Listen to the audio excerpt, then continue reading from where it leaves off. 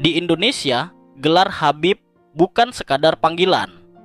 Bagi sebagian masyarakat, kata itu membawa makna kehormatan, kesucian, dan bahkan otoritas spiritual. Ada orang yang begitu mendengar nama itu, langsung menunduk hormat, mencium tangan, atau merasa tidak pantas duduk sejajar. Bahkan ada yang percaya, hanya karena seseorang bergelar Habib, doanya pasti lebih mustajab dan ucapannya lebih benar. Namun, fenomena ini berubah drastis ketika kita melihat dunia luar. Di Timur Tengah, Afrika Utara, hingga komunitas Muslim di Amerika atau Eropa, gelar Habib tidak memiliki efek dramatis seperti di Indonesia. Ia hanyalah gelar keluarga, bukan simbol kesucian. Dan inilah pertanyaan yang menjadi inti pembahasan kita. Mengapa gelar Habib mendapat perlakuan sangat istimewa di Indonesia, namun biasa saja di tempat asal para leluhur mereka? Secara bahasa Arab, kata Habib berarti yang dicintai. Namun dalam konteks sosial keagamaan, istilah ini berkembang menjadi sebutan bagi mereka yang mengklaim garis keturunan dari Nabi Muhammad melalui Fatimah, Hasan, atau Husain. Meski demikian, perlu diingat bahwa Islam tidak pernah mengajarkan bahwa keturunan Nabi otomatis memiliki kedudukan spiritual lebih tinggi. Nabi sendiri menegaskan bahwa kemuliaan seseorang ditentukan oleh takwa dan amal, bukan darah atau nasab. Jadi, secara ideologi Islam, gelar Habib bukanlah jabatan agama, itu hanyalah identitas keluarga. Saat Islam mulai menyebar ke Nusantara pada abad ke-13 hingga 16, beberapa penyebar agama datang dengan membawa status sebagai keturunan Nabi. Masyarakat yang masih baru mengenal Islam menganggap mereka sebagai figur suci. Rakyat yang hidup dalam budaya feodal sangat mudah menghubungkan garis keturunan dengan kekuasaan spiritual. Narasi ini diwariskan turun-temurun menjadi budaya yang melekat, bukan sekadar pemahaman agama. Di titik inilah gelar Habib mulai naik kelas dari identitas keluarga menjadi simbol religius. Di Indonesia, penghormatan terhadap Habib berkembang begitu dalam sampai-sampai sebagian masyarakat menganggap kritik terhadap Habib sama buruknya dengan menghina agama. Bahkan ada yang mempercayai mitos bahwa menyakiti seorang Habib akan mendatangkan bala, dan sebaliknya, mencium tangan Habib dapat membawa berkah. Ini bukan lagi sekadar penghormatan, ini sudah masuk ke wilayah kultus personal. Sebagian orang menganggap Habib berada di level moral dan spiritual yang otomatis lebih tinggi dibandingkan manusia biasa, apapun perilakunya. Di negara-negara Arab, situasinya jauh berbeda. Meskipun keturunan Nabi tetap dihormati secara budaya, tidak ada perlakuan yang secara otomatis memberikan otoritas agama atau politik kepada mereka. Masyarakat Arab menghargai keturunan Nabi sebagai bagian dari sejarah, bukan sebagai wakil Tuhan yang harus diikuti tanpa pertanyaan. Seorang Habib di Jakarta bisa diperlakukan seperti tokoh sakral. Namun ketika ia pergi ke Riyadh, Doha, atau Istanbul, dia hanyalah manusia biasa yang akan dihargai sesuai ilmunya, bukan namanya. Di dunia Islam global, kehormatan diberikan kepada mereka yang memiliki ilmu, kontribusi, dan akhlak. Gelar seperti syekh, imam, ustadz, atau alim bukan diwariskan melalui darah, melainkan diperoleh melalui proses panjang pembelajaran, disiplin, dan pengabdian. Disinilah salah satu perbedaan mencolok terjadi.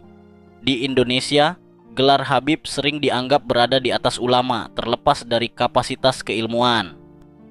Dalam konteks sosial politik Indonesia, gelar Habib bukan hanya simbol religius, tetapi juga kapital sosial. Ada Habib yang menjadi magnet massa, dan ada yang terlibat dalam politik, bisnis, bahkan konflik kepentingan. Nama menjadi senjata. Status menjadi pelindung. Identitas berubah menjadi kekuatan simbolik yang sulit disentuh hukum dan kritik.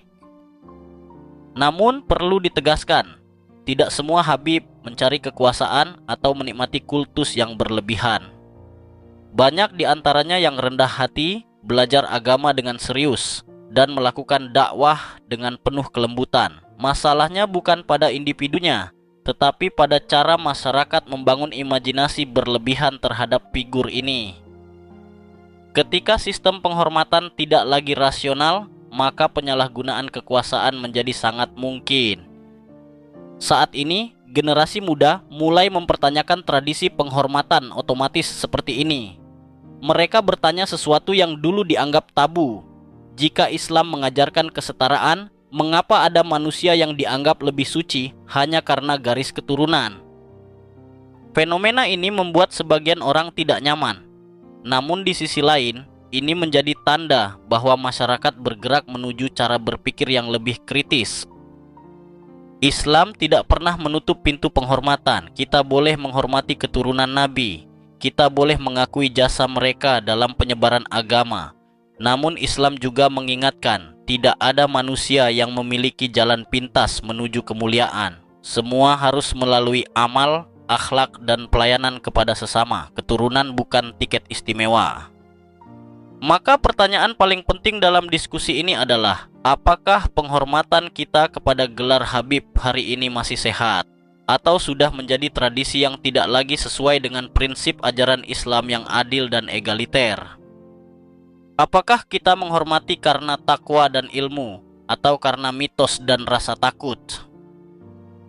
Mungkin sudah waktunya masyarakat Indonesia memahami peran Habib secara proporsional. Menghormati, iya, tapi bukan mengkultuskan. Meneladani akhlak baik, iya, tapi bukan menghapus kemampuan berpikir kritis. Ketika masyarakat lebih berani bertanya, lebih berani belajar, dan tidak lagi menempatkan manusia pada level yang lebih tinggi dari yang seharusnya, maka hubungan antara umat dengan pemimpin agama akan lebih sehat. Pada akhirnya, gelar Habib hanyalah nama. Harga seorang manusia ditentukan oleh perbuatannya, bukan keturunannya. Di luar negeri, gelar ini diperlakukan biasa saja karena masyarakat memahami bahwa Islam tidak membangun hierarki berdasarkan darah. Mungkin Indonesia belum sampai pada tahap itu, tapi perubahan selalu dimulai dengan pertanyaan sederhana. Apakah kita menghormati atas dasar ajaran atau atas dasar kebiasaan? Saat kita berani menjawab itu dengan jujur, disitulah pemahaman agama menjadi lebih dewasa. Pembahasan ini bukan untuk merendahkan siapapun. Menghormati Habib itu baik, tapi mengangkat manusia ke level kesucian adalah langkah yang berbahaya. Ketika penghormatan berubah menjadi ketakutan untuk bertanya atau menilai, disitulah agama kehilangan akal sehatnya. Islam mengajarkan bahwa kemuliaan ditentukan oleh takwa, akhlak, dan amal, bukan oleh garis keturunan atau gelar keluarga. Maka mari kita belajar menghormati secara proporsional, menilai manusia dari karakter dan kontribusi, bukan hanya dari status yang diwariskan. Karena pada akhirnya, yang membuat mulia bukan nama, tapi perbuatan. Dan yang menjaga agama tetap sehat adalah keberanian untuk berpikir. Terima kasih sudah menonton video ini. Apa yang saya sampaikan dalam video ini semoga bermanfaat. Wassalamualaikum warahmatullahi wabarakatuh.